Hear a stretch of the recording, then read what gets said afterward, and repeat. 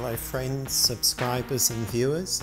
Today I want to talk to you about an issue to do with wild or stray or feral cats in Egypt that I came across over the year and a half that I was living there, as well as the 3 months I was living there another time, and also to tell you some stories about different wild, stray and feral cats that I came across. Most of them I'd just call homeless because a lot of them were quite friendly.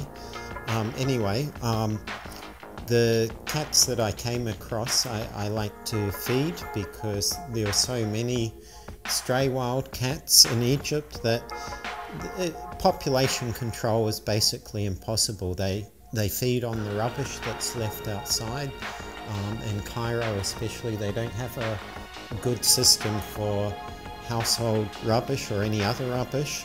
Basically every night it gets left on the streets in bags, sometimes not even in bags, and the cats come along and they go through it, and then between about 2 AM and about 6 AM in the morning it gets cleared away. So basically the cats have a free-for-all, and there's no point in population control getting rid of them, because what would you have if you don't have street cats when the rubbish is being left on the streets? You'd have rats. So yeah, population control would be a bit impossible. So what myself and some other business owners did that I like to help is feed and also look after sick, small or injured cats. The ones that probably would have a bad life if they weren't looked after by people.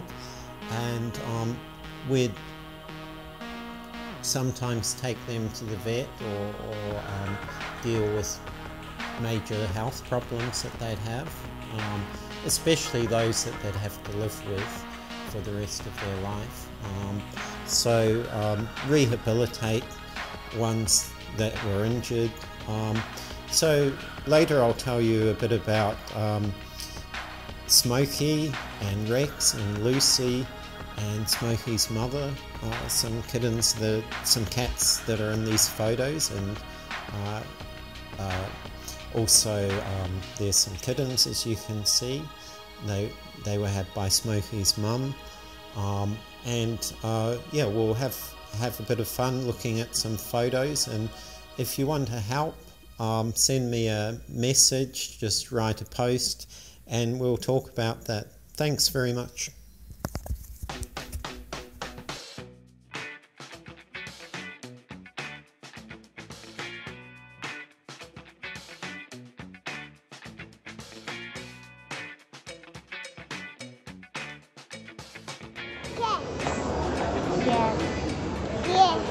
Ya, señor Cole. Yes, Kitten. ¿Y quem não sabe?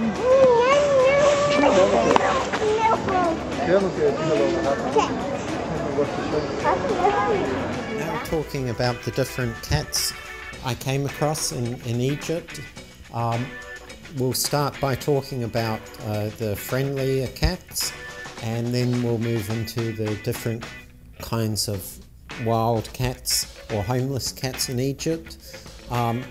There are also cats that were very much struggling for their existence, but not talking about them now.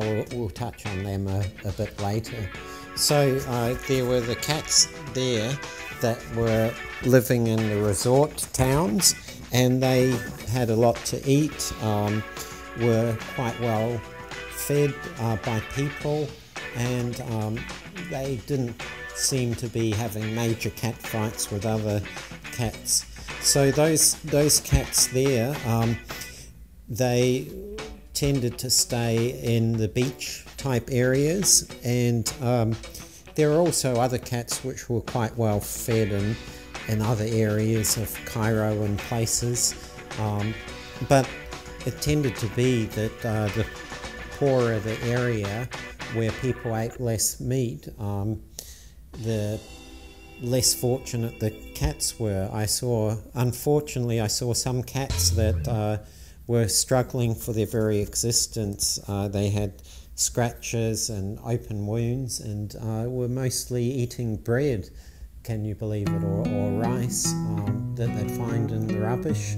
And those cats tended to fight over anywhere that they could find traces of meat or fish.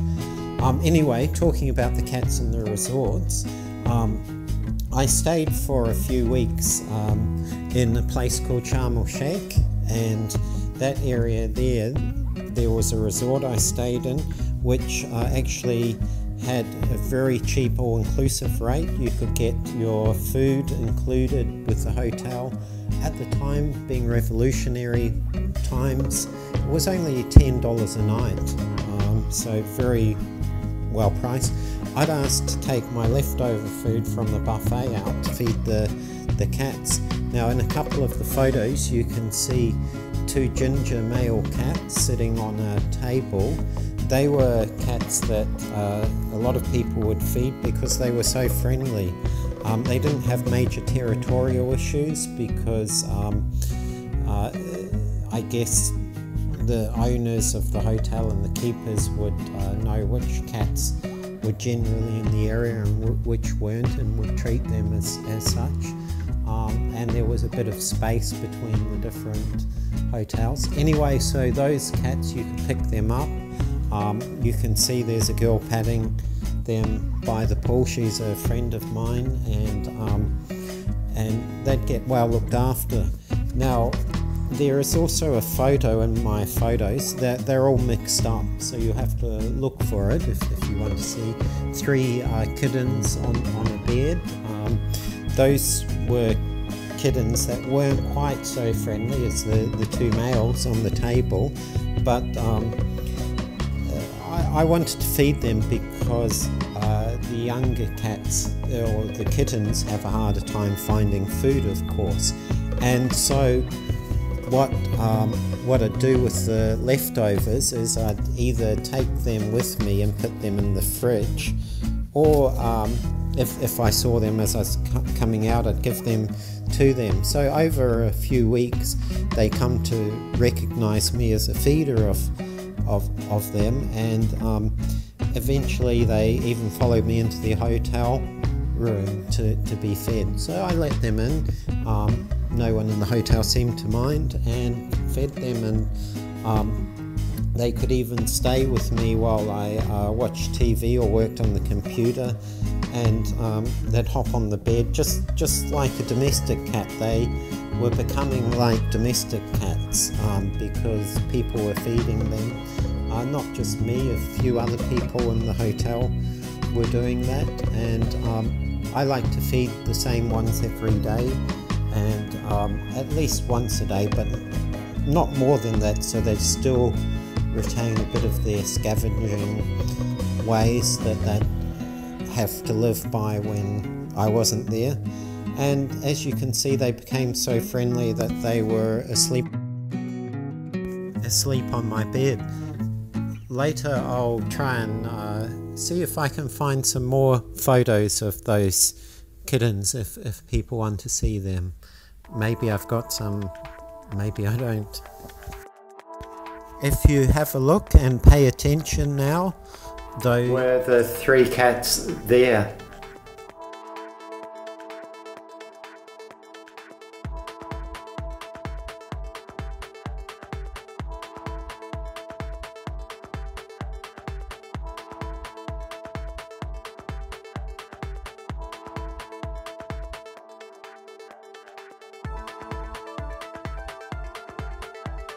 You've just seen a short clip of Smokey sitting by some statues, or in between some statues. He was actually sitting there for about an hour. He was a cat that was very wild, very feral, and couldn't even be approached when I first came across him. I knew him for almost a year, staying at the hotel that I was staying at. It wasn't worth looking at the apartments in the area, they were either too bad condition or you had to buy furniture and things like that. So anyway, Smokey was a cat that I fed my leftovers to. I didn't think much of adopting him until later, but I always wanted my leftovers to go to a particular cat, not just to be put in the rubbish bin where the cats would have to pour through and get through other hazardous materials to get the food. So I'd leave it out the back for him and his mother.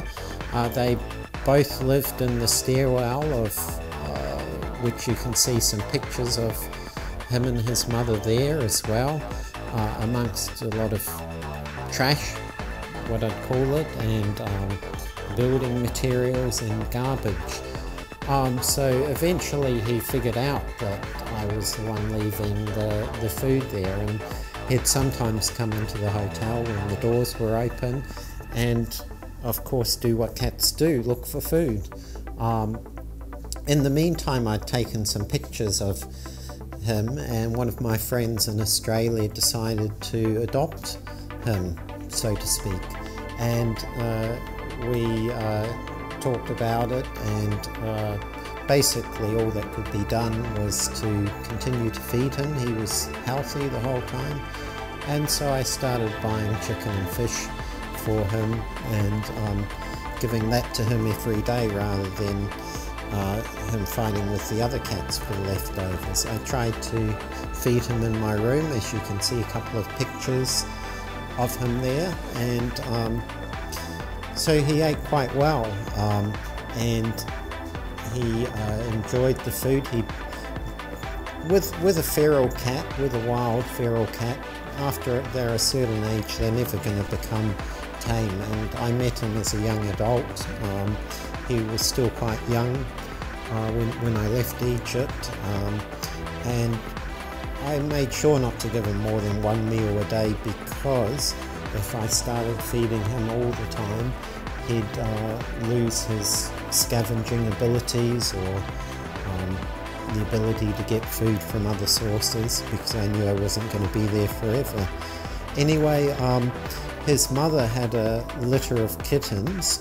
I'll talk about them a bit later, and he became friendly enough that he'd almost let me touch him. I never got to actually pat him, but that doesn't matter. He was happy and he was well fed, and he looked great in some of my pictures. As you can see, he was posing with our cat statues.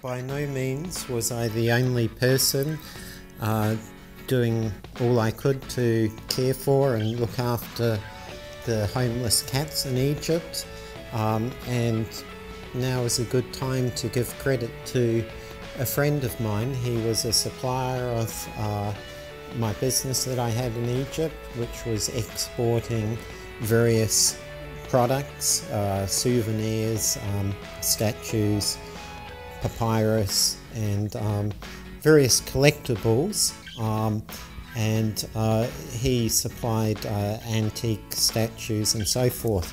But more importantly, he fed a lot of wild and homeless cats, and some of them became not so wild anymore. They were quite friendly, in fact. There was one cat called Rex. He had had a broken neck. My friend there had rescued him. I haven't checked if he wants to be mentioned in this, that's why I'm not mentioning his name. But anyway, I've still got his details if you want to come and get in contact with him directly or through me.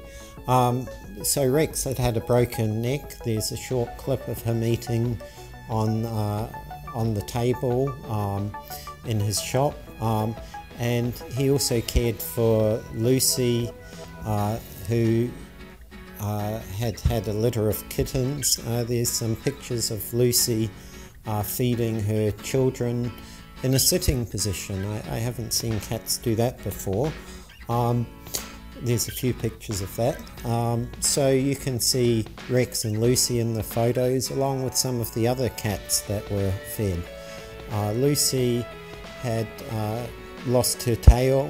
There was also a three-legged cat. There's a couple of pictures of him.